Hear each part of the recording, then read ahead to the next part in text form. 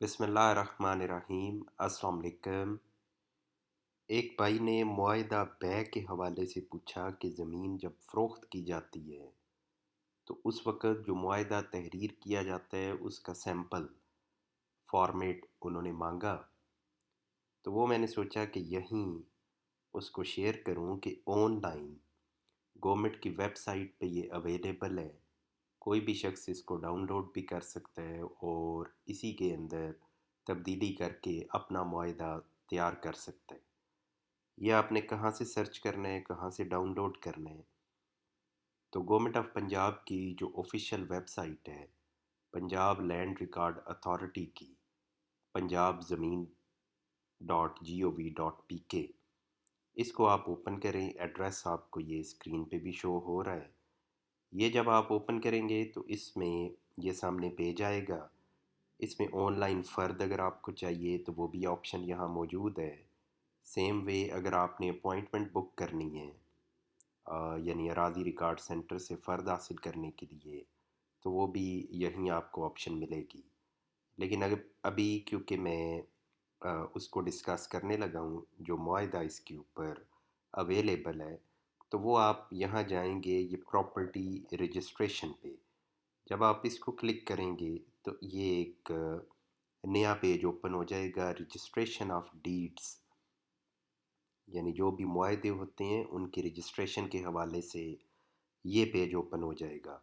इस पे भी आगे फिर मुख्तलिफ ऑप्शंस हैं। इन्होंने अपनी रिपोर्ट्स दी हुई हैं कि कौन से साल में कितनी रजिस्ट्रीज हुई, लाहौर में कितनी हुई, दीगर शहरों में कितनी हुई, पूरे पंजाब में कितनी हुई। इसी तरीके से डिजिटल रजिस्ट्रेशन डीड, यानी आपने अपनी रजिस्ट्री को सर्च करना है तो उसकी ऑप्शन भी यहाँ मौजूद है। ये भी लेटर ऑन कभी डिस्कस करेंगे। अभी ये आप इस पे आएंगे स्पेसिमेंस, यानी जहाँ सैंपल पड़े हुए हैं मुख्तलिफ़ तरह के मुआहिदा जात के।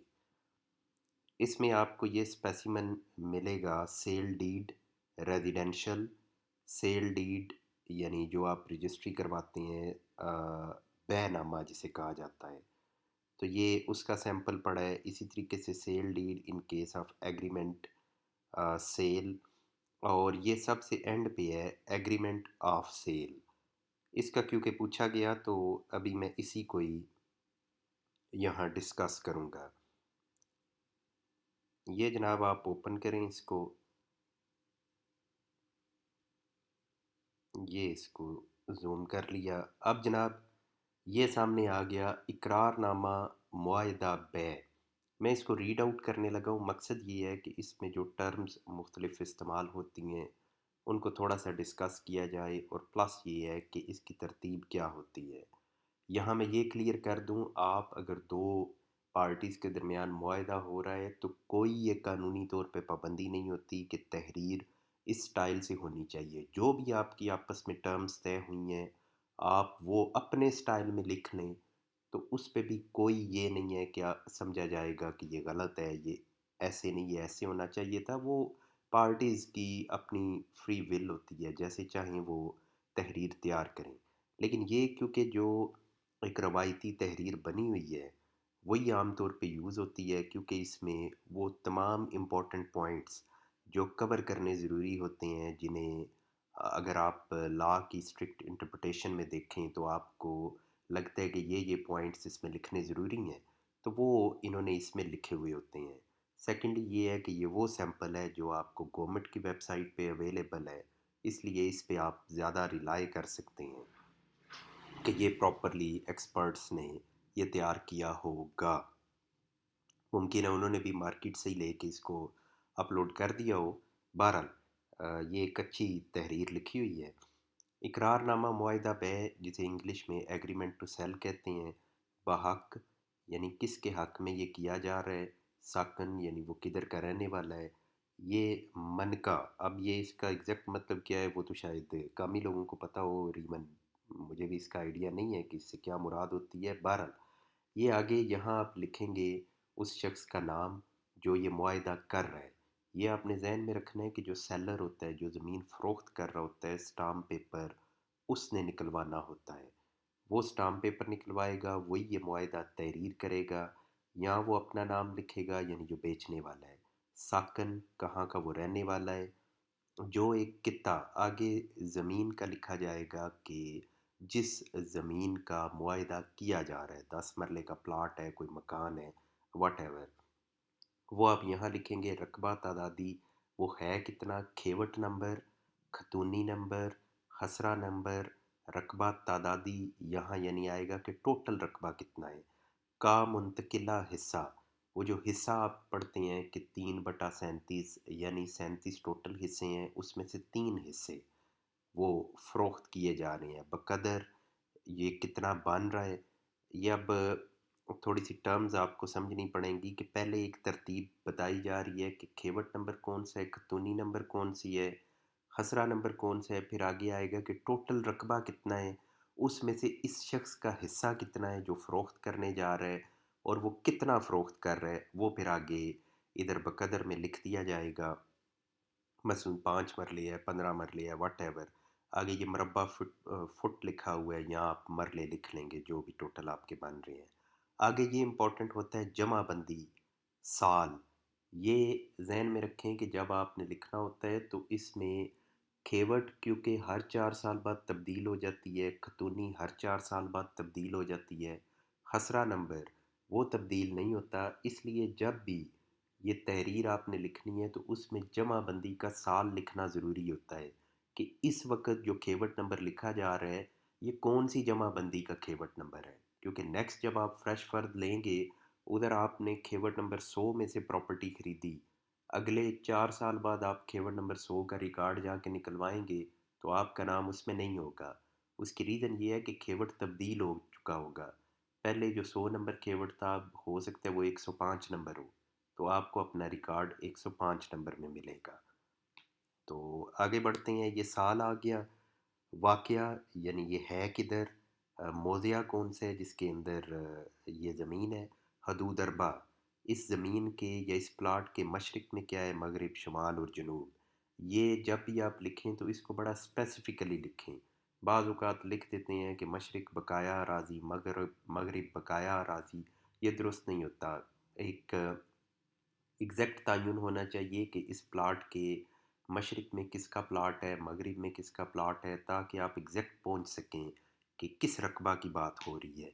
रीज़न ये है कि खेवट के अंदर तो कई खसरे होते हैं, तो या अगर इवन एक भी खसरा है तो वो खसरा 10 कनाल का होता है, तो उसमें आप 10 मरले ख़रीद रहे हैं, तो उसका एग्जैक्ट तयन होना ज़रूरी है।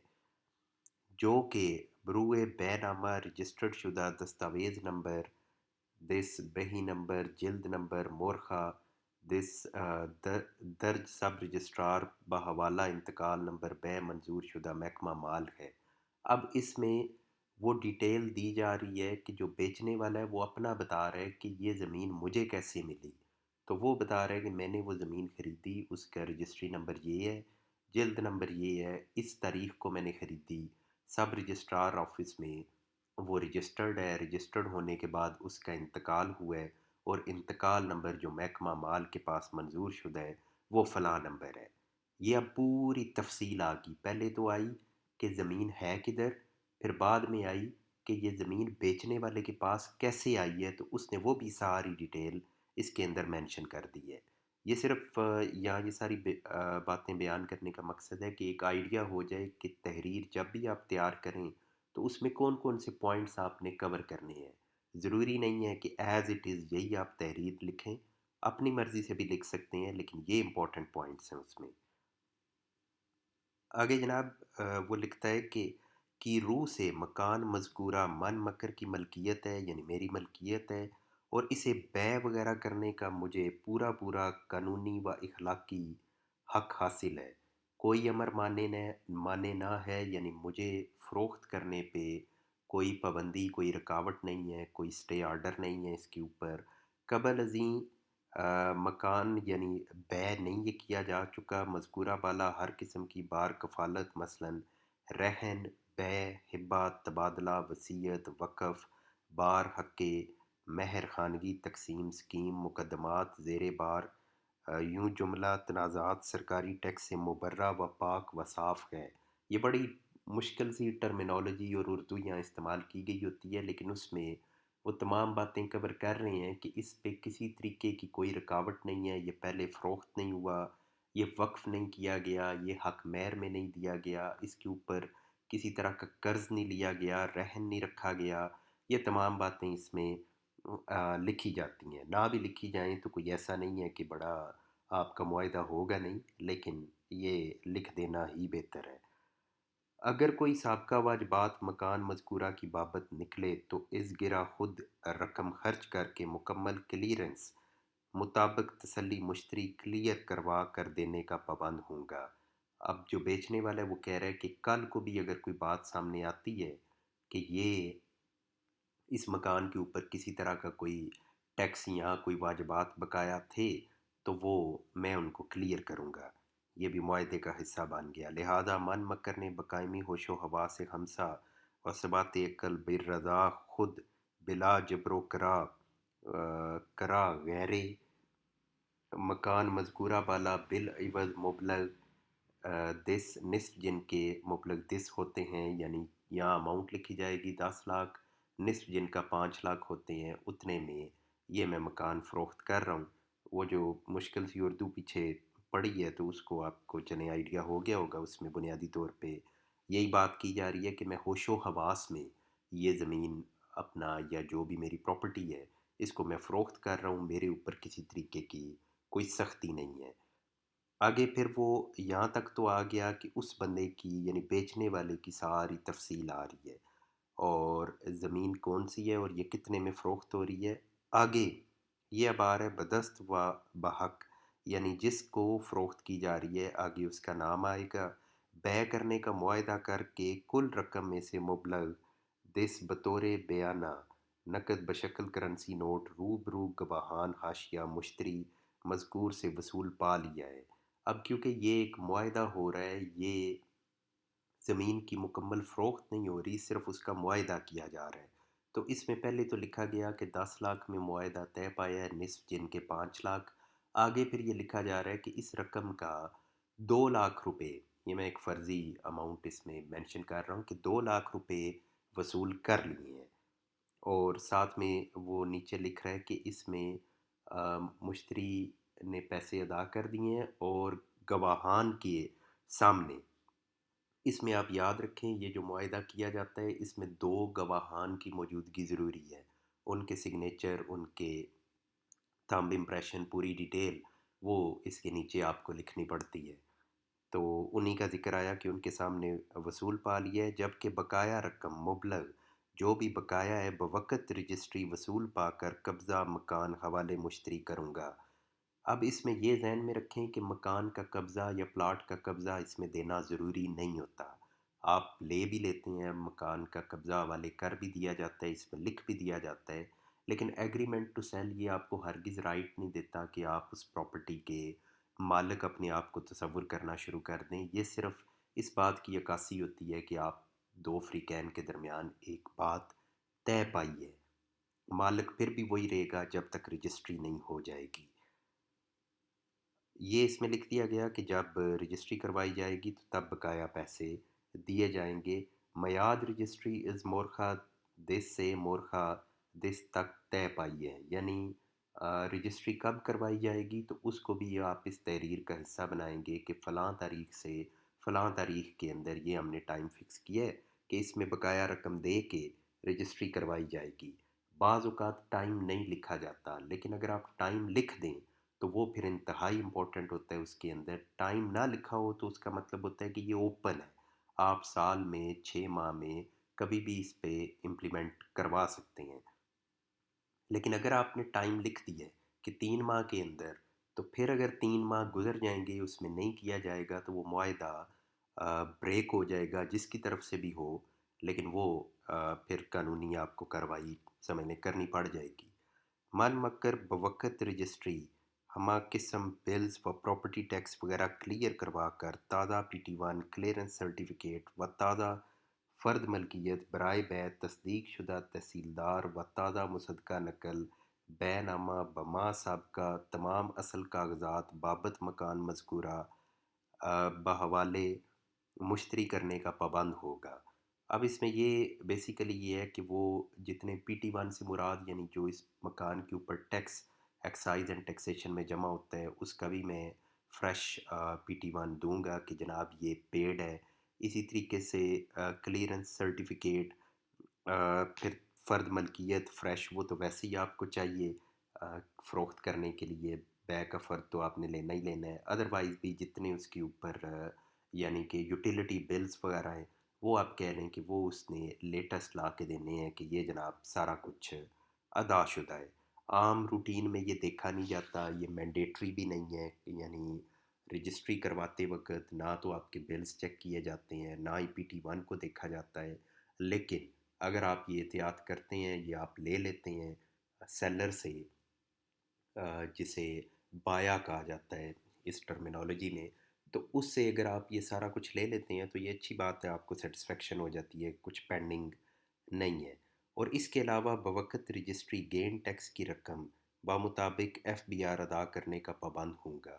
اب گین ٹیکس کیا ہے؟ گین ٹیکس لاگو ہوتا ہے بیچنے والے کے اوپر.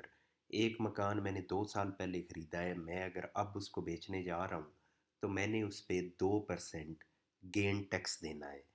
اگر یہ پرانا ہے، میرے پاس 8-10 سال پہلے کا میں نے خریدا ہوا ہے، پھر اس کے اوپر کوئی گین ٹیکس نہیں ہے. لیکن اگر یہ 4 سال کے اندر اندر لے کے میں اس کو فروخت کر رہا ہوں تو پھر گین ٹیکس دینا ہوتا ہے. تو یہاں وہی بات کی جا رہی ہے کہ وہ بھی تحریر کر رہا ہے کہ وہ میں ادا کروں گا. مشتری اندر میعاد جب چاہے جس نام پر چاہے رجسٹری کروا لے وے. یہاں کہا جا رہا ہے کہ جو خریدار ہے وہ جب بھی چاہے رجسٹری کروا لے اور جس کے نام پہ بھی چاہے. ضروری نہیں ہے کہ اس نے اپنے نام کا معاہدہ کیا ہے تو وہ اپنے نام ہی کروا سکتا ہے.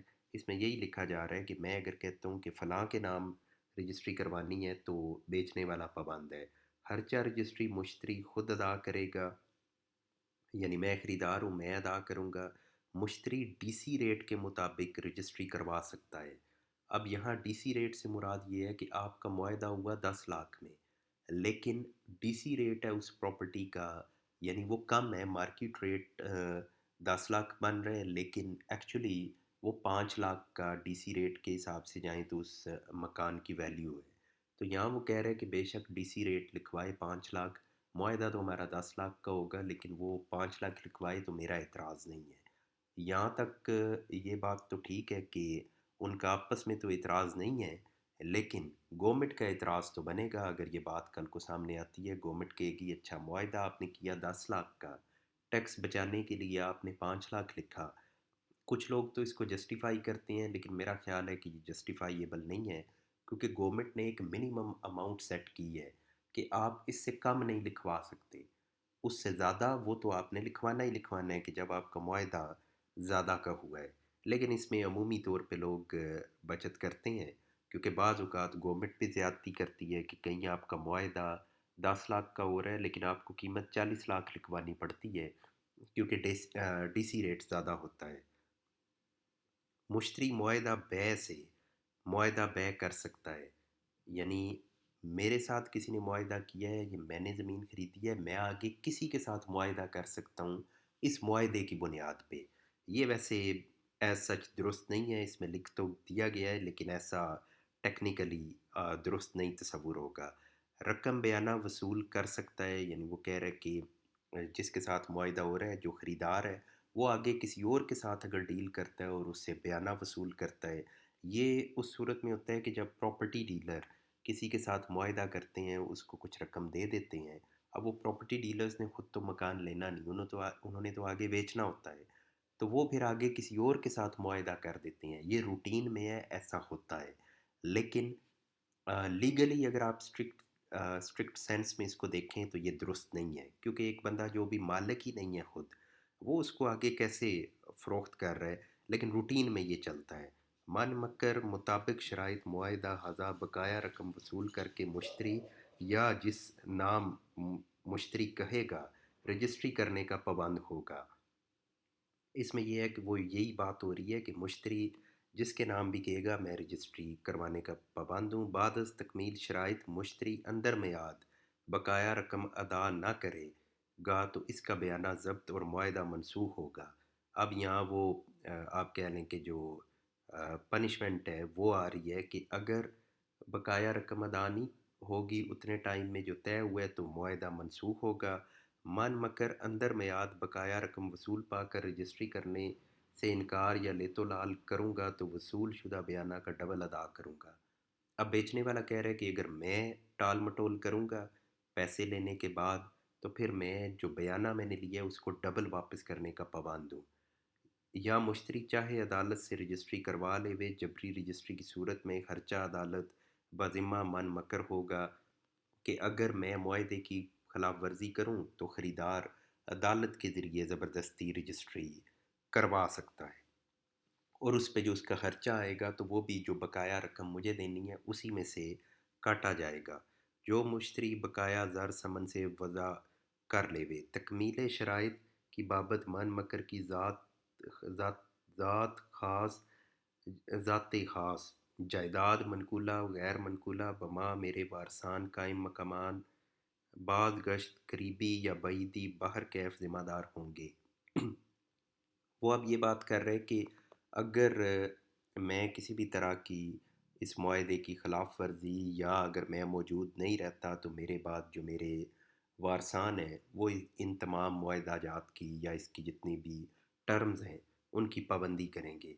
लिहाजा इकरारनामा मुआहदा पे रूबरू गवाहान हाशिया पढ़कर सुनकर समझकर दुरुस्त तस्लीम करते हुए अपने दस्तखत व निशान अंगूठा जात सबत कर दिए हैं ताकि सनद रहे और बवक्त ज़रूरत काम आवे अलमरकूम मोरखा।